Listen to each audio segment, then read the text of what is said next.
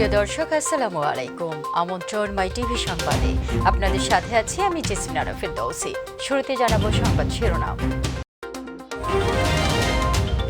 যত বাধাই আসুক বঙ্গবন্ধুর স্বপ্নে সোনার বাংলা গড়ে তোলা হবে বলেন প্রধানমন্ত্রী। ডিপ্লোম্যাটিক এক্সিলেন্স অ্যাওয়ার্ড প্রদান। তরুণদের মেধা ও জ্ঞানকে কাজে লাগিয়ে আগামীর বাংলাদেশ গড়তে হবে, জয় বাংলা ইয়ুথ অ্যাওয়ার্ড 2021 অনুষ্ঠানে বললেন প্রধানমন্ত্রী। ইসি গঠনে রাষ্ট্রপতির সংলাপ শুরু, আইন প্রণয়ন, অধ্যাদেশ জারি অথবা সবার কাছে গ্রহণযোগ্য সার্চ কমিটি গঠনের প্রস্তাব জাতীয় পার্টির।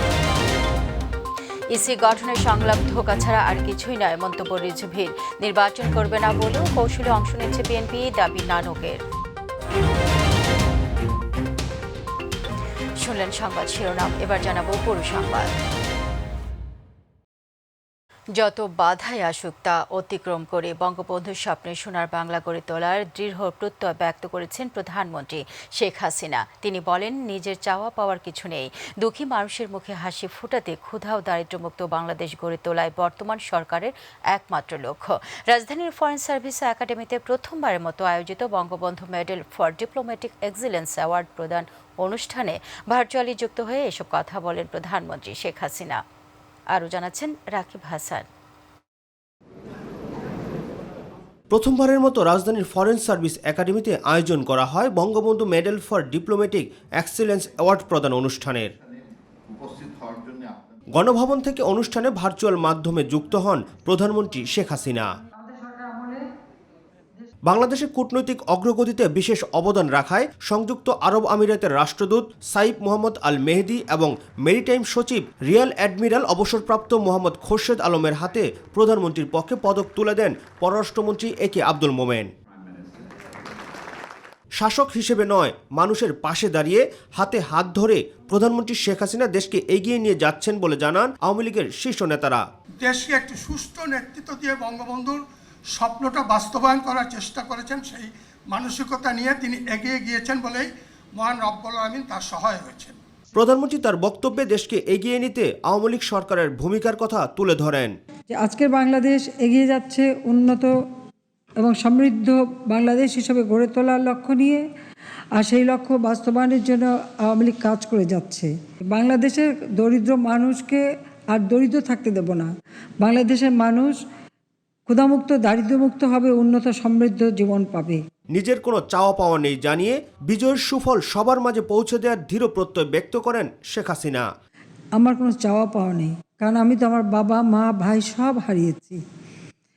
কিন্তু আমি একটা সিদ্ধান্তই নিয়েছি যে যত কষ্ট, যত আঘাত, যত বাধাই আসুক, যে স্বপ্ন নিয়ে আমার বাবা এই দেশ স্বাধীন করেছেন, তার সেই স্বপ্ন পূরণ করতেই হবে।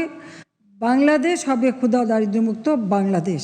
এর আগে শেখ হাসিনা বিমুগ্ধ বিস্ময় বইয়ের মোড়ক উন্মোচন করেন প্রধানমন্ত্রী। রাকিব হাসান, মাই টিভি, ঢাকা। প্রধানমন্ত্রী শেখ হাসিনা বলেছেন, বাংলাদেশের নৌবাহিনী শুধু দেশেই নয়, আন্তর্জাতিক পরিমণ্ডলেও দক্ষ ও সুশৃঙ্খল বাহিনীর পরিচিত পেয়েছে। তিনি বলেন, মুক্তিযুদ্ধের চেতনায় উদ্বুদ্ধ হয়ে দেশমাতৃকার সেবায় সশস্ত্র বাহিনীর সদস্যদের কাজ করতে হবে। সকালে গণভবন থেকে ভিডিও কনফারেন্সের মাধ্যমে চট্টগ্রাম নেভাল একাডেমিতে নৌবাহিনীর রাষ্ট্রপতি কুচকাওয়াজে যুক্ত হয়ে তিনি এসব কথা বলেন। সততা, সঠিক নেতৃত্ব ও আত্মত্যাগে বলিয়ান হয়ে কাজ করতে নৌবাহিনীর সদস্যদের সদা প্রস্তুত থাকারও আহ্বান জানান প্রধানমন্ত্রী শেখ হাসিনা।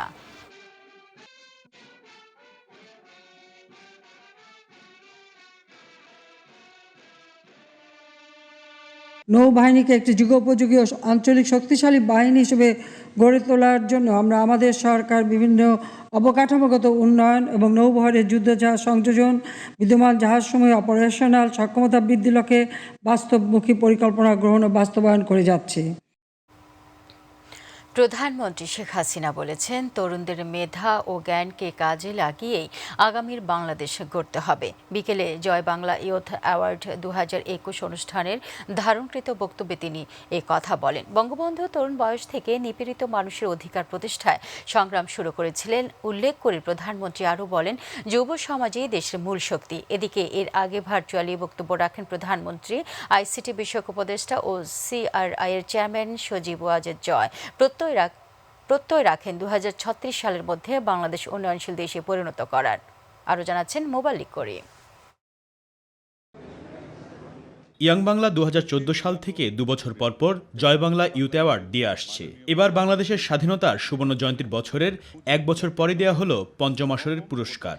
জয় বাংলা ইউথ অ্যাওয়ার্ড 2021 আয়োজনে ছিল প্রধানমন্ত্রীর আইসিটি বিষয়ক উপদেষ্টা ও সিআরআই এর চেয়ারম্যান সজীব ওয়াজেদ জয়ের ভার্চুয়াল বক্তব্য। অত্যন্ত গর্বিত যে আমাদের দেশে এই ইয়াং বাংলার পার্টিসিপেন্টসদের মতন উদ্যোগ আছে, মেধাবী ছেলে মেয়ে আছে, ত্যাগী ছেলে মেয়ে আছে, যারা তরুণ আছে, যারা দেশের জন্য পরিশ্রম করে যাচ্ছে।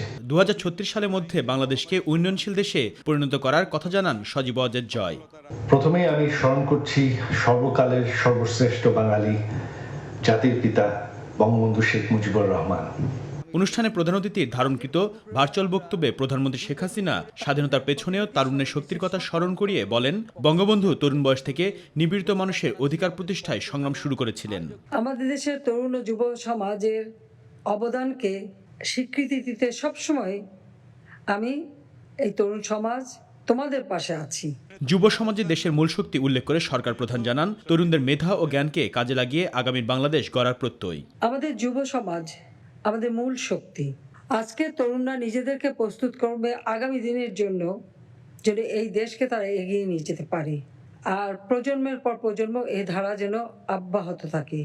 একটা কথা মনে রাখতে হবে যে আমাদের স্বাধীনতা অর্জন এর পিছনে তরুণের শক্তি, উদ্যোগ, উদ্যম কাজ করেছে। এর আগে পুরস্কার তুলে দেন বঙ্গবন্ধু দহিত্র ও সিআরআই এর ট্রাস্টি রাদওয়ান মুজিব সিদ্দিক। ত্যাগের জন্য আমরা এখন স্বাধীন বাংলাদেশে এখানে দাঁড়ায় এরকম একটা অনুষ্ঠান করতে পারছি। আমরা ভিশন 2021 পার করে ভিশন 2041-এর দিকেও আমরা চলে যাচ্ছি। সব কিছুই করতে পারছি ওনাদের ত্যাগের জন্য। স্বাধীনতা উত্তর বাংলাদেশ গঠনে বিভিন্ন ক্ষেত্রে অবদানের জন্য জয় বাংলা ইউথ অ্যাওয়ার্ডে এবারই প্রথম দেওয়া হয়েছে আজীবন সম্মাননা। মোবাল্লিক করিম, মাই টিভি, ঢাকা। গ্রহণযোগ্য ব্যক্তিদের নিয়ে আগামী নির্বাচন কমিশন গঠনের প্রস্তাব দিয়েছে জাতীয় পার্টি। সন্ধ্যায় নির্বাচন কমিশন গঠনে রাষ্ট্রপতি মোহাম্মদ আব্দুল হামিদের সঙ্গে সংলাপ শেষে জাপা চেয়ারম্যান JM কাদের বঙ্গভবনের সামনে সাংবাদিকদের এই কথা বলেন। তিনি জানান, সংলাপে নির্বাচন কমিশন গঠন নিয়ে জাতীয় পার্টি 3টি প্রস্তাব দিয়েছে। এছাড়া স্বাধীন নির্বাচন কমিশন গঠনে সার্চ কমিটিতে 4-5 জনের নাম প্রস্তাব করেছে দলটি। আগামীতে যে নির্বাচন কমিশন গঠন করা হবে তার জন্য সংবিধানের বিধান অনুসরণে একটি আইন করা দরকার বলে মনে করে দলটি। আইনের উদ্দেশ্য হবে অবাধ, সুষ্ঠু, নিরপেক্ষ নির্বাচনের লক্ষ্যে কমিশন গঠন ও সেই অনুযায়ী যোগ্য এবং মোটামুটি সবার কাছে গ্রহণযোগ্য প্রধান নির্বাচন কমিশনার ও অন্যান্য নির্বাচন কমিশনার বাছাই করার মাপকাঠি এবং পন্থা সুনির্দিষ্ট করা। সংলাপে অংশ নেওয়া জাতীয় পার্টির প্রতিনিধি দলের অন্য সদস্যরা হলেন সিনিয়র কো চেয়ারম্যান আনিসুল ইসলাম মাহমুদ, ABM রুহুল আমিন হাওলাদার, কাজী ফিরোজ রশিদ, সৈয়দ আবু হোসেন বাবলা, মহাসচিব মুজিবুল হক চূন্য, কো চেয়ারম্যান সালমা ইসলাম এবং সভাপতি মণ্ডলীর সদস্য ও বিরোধী দলীয় চিফ হুইপ মশিউর রহমান রাঙা। একটি আইনের বিধিবিধানের অধীনে করতে পারবেন, কিন্তু সেই আইনটি আজ পর্যন্ত হয়নি। আমরা বলেছি যে এই আইনটিকে এখন করা অত্যন্ত জরুরি এবং এই আইনটির উদ্দেশ্য হবে একটি অবাধ, সুষ্ঠু, নিরপেক্ষ নির্বাচন অনুষ্ঠান করার জন্য প্রধান নির্বাচন কমিশনার এবং অন্যান্য নির্বাচন কমিশনারদের যোগ্য এবং মোটামুটি সকলের কাছে গ্রহণযোগ্য। ইসি গঠনের প্রক্রিয়া হিসেবে যে সংলাপের নামে ভেলকিবাজি করা হচ্ছে এবং চলমান সংলাপ জনগণের সাথে ধোঁকা ছাড়া আর কিছুই নয় বলে অভিযোগ করেছেন বিএনপির সিনিয়র যুগ্ম মহাসচিব রুহুল কবির রিজভী আহমেদ। নবঘোষিত খুলনা মহানগর এবং জেলা নেতাদের নিয়ে রাজধানী শেরে বাংলা নগর জিয়াউর রহমানের সমাধিতে শ্রদ্ধা জানাতে এসে তিনি এই অভিযোগ করেন। সংলাপের নামে তামাশা করা হচ্ছে বলে অভিযোগ করে ইসি গঠনে আইন করার পরামর্শ দেন বিএনপির এই নেতা।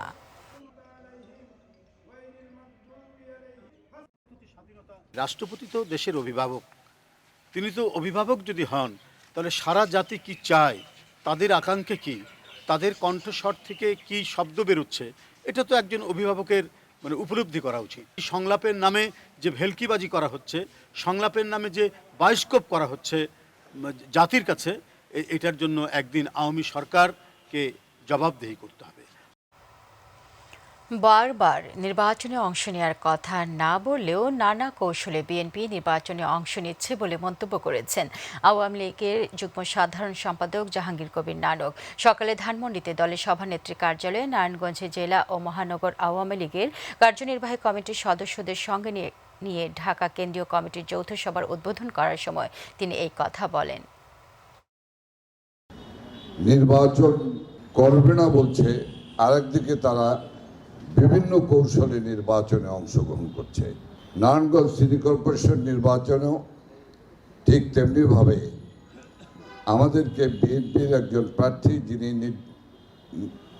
নিরপেক্ষ, যিনি নির্দলীয় প্রার্থী হিসেবে নিজেকে পরিচয় দিচ্ছেন, তিনি মূলত আসলে বিএনপি জামাতের পক্ষের একজন প্রার্থী হিসেবেই দাঁড়িয়েছেন। দেশে মিনিকেট এবং নাজিরশাইল বলতে কোনো ধান নেই জানিয়ে খাদ্যমন্ত্রী সাধন চন্দ্র মজুমদার সবাইকে লাল চাল খাওয়ার আহ্বান জানিয়েছেন। সচিবালয়ে ইন্টারন্যাশনাল নিউট্রিশন অলিম্পিয়াড উপলক্ষে আয়োজিত সংবাদ সম্মেলনে এই কথা বলেন তিনি। মন্ত্রী জানান, জেরাশাইল, শম্পা, কাটারি ধানকেই মিনিকেট বলে চালিয়ে দেওয়া হচ্ছে।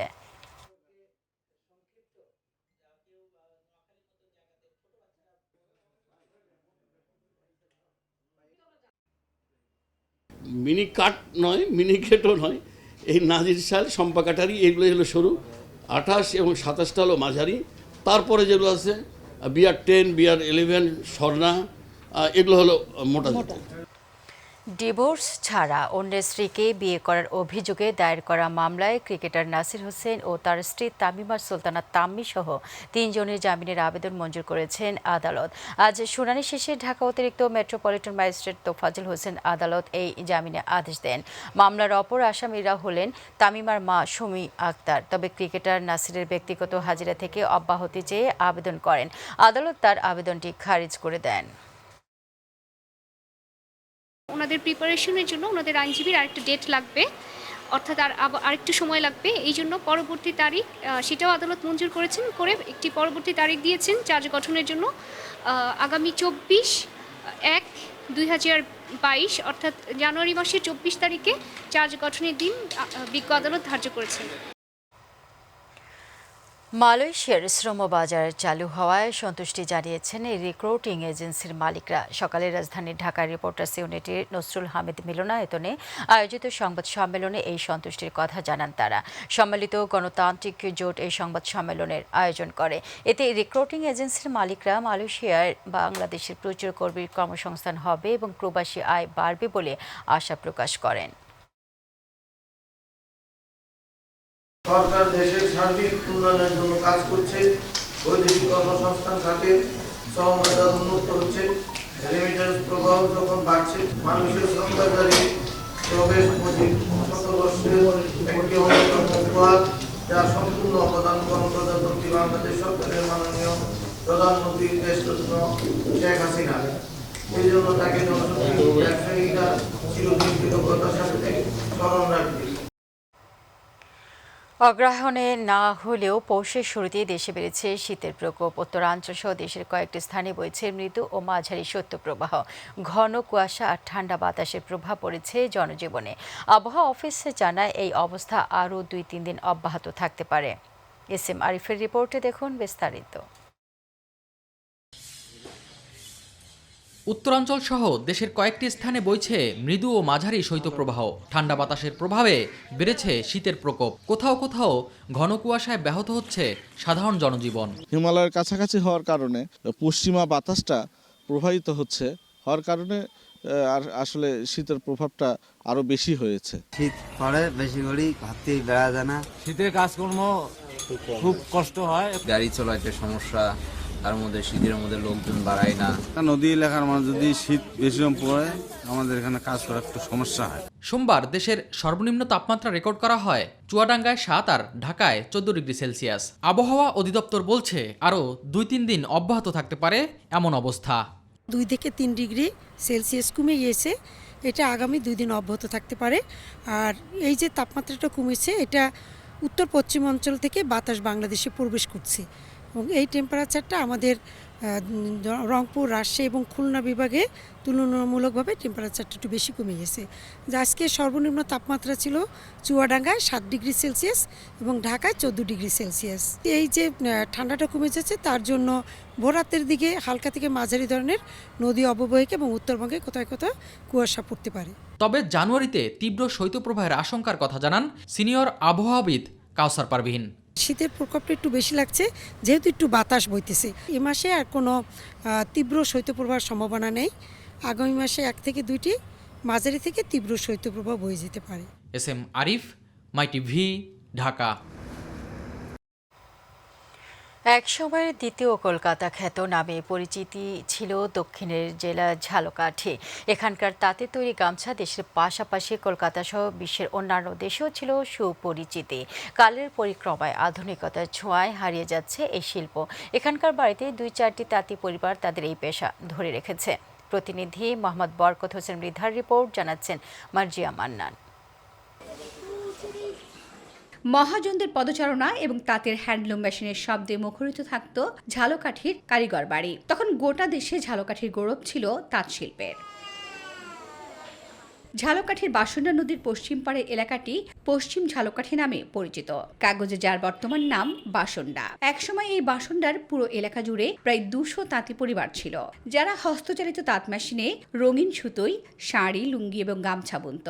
আগে এখানে 12টা ঘর থাকলে 12টা ঘরেই ওই তাঁতের শব্দ শোনা যেত, কিন্তু এখন আর ওই শব্দটা পাওয়া যায় না। ওই পেশা ছেড়ে আমরা অন্য পেশা ধরছি। এখন আমি চাকরি করি, আমার ভাই চাকরি করে। বর্তমানে বাসন্ডা কারিগর বাড়িতে 2-4টি তাঁতি পরিবার তাদের এই পেশা ধরে রেখেছে, বাকিরা চলে গেছেন অন্য পেশায়। কারণ আধুনিকতার ছোঁয়ায় তাঁতের শাড়ি লুঙ্গির চাহিদা কমেছে। বাজার ঘাটে সব জিনিসের দাম বাড়তি, সুতোর দাম বাড়তি, লোক লাগে বেশি, কেউ করতে চায় না, সবাই অন্য অন্য কাজে চলে গেছে। পরিশ্রম দিয়ে মানুষের যে টাকাটা পাওয়ার কথা সেটা বর্তমানে পাইতেছে না। সারাক্ষণ যে সময় দেয় বা গামছা বোনে, ওই টাকাটা পাইতেছেন দেখে আস্তে আস্তে কমে যাইতে আছে। তাঁতি বাড়ির যৌবন কমলেও এখনো দেশের বিভিন্ন স্থান থেকে গামছা কিনতে অনেকেই গনিমার বাড়ি আসে। 7 বছর আগে তিনি মৃত্যুবরণ করলেও ঐতিহ্য রক্ষায় লোকসান দিয়েও আজও তাঁত মেশিনে গামছা বোনেন তাঁত পরিবার। গনিমার ঐতিহ্যবাহী যে গামছা, সেটা আসলে নেয়ার জন্য আসছি আমি। আমরা ছোটবেলা থেকেই জানি গনিমিয়ার গামছা খুব ভালো মানের। তাঁত শিল্পের সাথে জড়িতদের সুযোগ সুবিধা ও বিশেষ ঐতিহ্যের আওতায় আনার পরিকল্পনার কথা জানান জেলা প্রশাসক। তো আমরা আশা করবো যে এটা আমরা বাঁচিয়ে রাখতে পারবো এবং ব্যাংকগুলো থেকে যেন লোন পায় তারা, এবং বিসিক থেকে যে কোনোভাবে যে স্বল্প ওষুধে যেন লোন পেতে পারে সেই ব্যবস্থা আমি চেষ্টা করবো করার জন্য। Marjia Mannan, MyTV, national desk. চট্টগ্রামে চুরি করা পদ্মা সেতুর মালামাল সহ 12 জনকে গ্রেফতার করেছে সদরঘাট নৌ থানা পুলিশ। রোববার দিবাগত রাতে কর্ণফুলী নদীর মোহনা থেকে তাদের গ্রেফতার করা হয়। এই সময় 2টি নৌকায় 4,500 কেজি লোহার গ্যালভানাইজ অ্যাঙ্গেল বার উদ্ধার করা হয়। জানা যায়, গত 13 জুলাই চট্টগ্রাম থেকে মুন্সিগঞ্জ যাওয়ার সময় বঙ্গোপসাগরের সন্দ্বীপ চ্যানেলে আরেকটি জাহাজের সঙ্গে ধাক্কা লেগে ডুবে যায় MV হ্যাংগ্যাং 1 নামের জাহাজ। এতে পদ্মা সেতুর প্রায় 1200 মেট্রিক টন লোহার মালামাল ছিল। সেতু কর্তৃপক্ষ পর্যায়ক্রমে মালামাল উদ্ধারের কাজ শুরু করে। উদ্ধারকৃত কিছু মালামাল নির্দিষ্ট স্থানে রেখে আসার মাঝখানের 15 থেকে 16 দিন সময়ের মধ্যে অবশিষ্ট মালামাল চুরি করে নিয়ে যায় এই চক্রটি। দর্শক, এই ছিল এখনকার আয়োজনে। ধন্যবাদ সাথে থাকার জন্য। এছাড়াও ইউটিউবে মাই টিভি সংবাদ পেতে ভিজিট করুন youtube/mytvbd নিউজ এবং আমাদের সকল অনুষ্ঠান দেখতে ভিজিট করুন youtube/mytv বাংলা, facebook/mytv বাংলা। আমাদের পরবর্তী সংবাদ রাত 9:30 দেখার আমন্ত্রণ জানিয়ে বিদায় নিচ্ছি। দর্শক, করোনার সংক্রমণ রোধে সবাই সতর্ক থাকুন, মাস্ক পরুন, অবশ্যই স্বাস্থ্যবিধি মেনে চলুন। আল্লাহ হাফিজ।